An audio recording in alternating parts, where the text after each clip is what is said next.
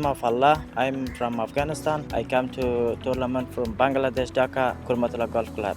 Yesterday I come, play tomorrow tournament. Maybe inshallah I take to one trophy. Bismillah Rahman Rahim. We are representing Afghanistan. Our preparation is very good and we are trying to get the trophy, inshallah, and just keep us in your prayer. I'm Ruben, I'm from Nepal. So yeah, we were just practicing and then it's a great environment here with the people and then the service we got. And then we would like to thank Golf House for inviting us for this interview. আমি Jessore golf and country club থেকে এই টুর্নামেন্টে অংশগ্রহণ করছি 39তম Bangladesh amateur golf championship. এখানে এর আগেও আমি কুর্মিটোলা গলফ ক্লাবে টুর্নামেন্ট খেলেছি। এখানে অনেক দেশি বিদেশি গলফাররা আসছে, সবাইকে দেখে অনেক আনন্দ লাগছে। আগামীকাল থেকে টুর্নামেন্ট আছে, চেষ্টা করব ভালো কিছু করার দেশের জন্য।